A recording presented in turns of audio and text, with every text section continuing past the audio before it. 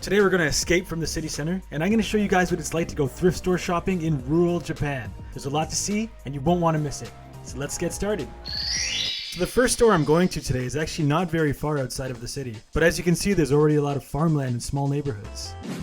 Hardoff is the biggest chain of thrift stores in Japan, and they pretty much have a section for everything.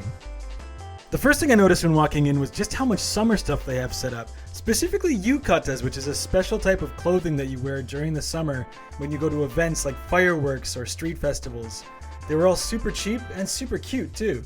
Next up we have the junk section. This is usually where I set my sights when I first enter a thrift store. Hardoff specifically is famous for having just rows and rows of bins full of used electronics. And most importantly, games. One thing that a lot of people may not realize is that Hardoff usually has a second junk section as well. This one is always located within a glass case and features items of slightly higher value. The cool thing about it is that there's a description of every item so you know what's wrong with it before you buy.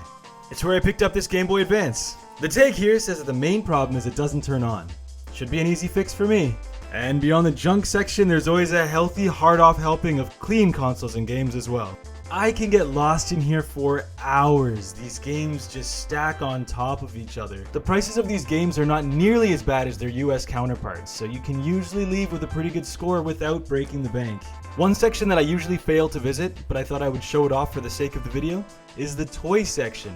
They have so much stock here for anyone from just a little kid to a serious collector, and a lot of their stuff even dates back to previous decades. At first I thought this Pikachu thing was real food, but it's actually something to help kids learn how to use chopsticks. Pretty cool. Another section that takes up a huge portion of these stores is the household items and furniture section. There's so much to choose from and there is never a lack of quality here.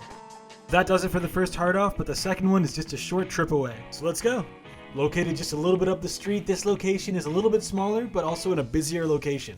So let's see what they have to offer. Well, right off the bat, I can say I'm blown away by their selection of handhelds and Game & Watch systems. Pretty impressive. They had a lot of this stuff, but unfortunately they also had the price tag to match. Moving on to yet another section that makes Hardoff so popular is the home audio section. If you're someone that likes speakers, this place is a heaven for you. Everything seems to come in cellophane wrap and is always in great condition. Plus they let you try out the speakers before you buy them. At this point it was starting to get pretty late, so without further ado, onward to the junk section. This one is a lot more impressive than at the previous store. That's Pokemon Diamond for $1. There's a DSi for $5, and a whole bunch of other really cool stuff like this Super Nintendo for $3, and this weird Hello Kitty mini portable DVD player that I've never seen before. So what did I end up grabbing? Well, at this store I got the Hello Kitty DVD player, the original DS, Pokemon Diamond, and a Game Boy Color. And at that first store I grabbed the Game Boy Advance and a couple of Wii Pro controllers. That's it for this video, but if this is something you'd like to see more of, let me know. Catch you next time.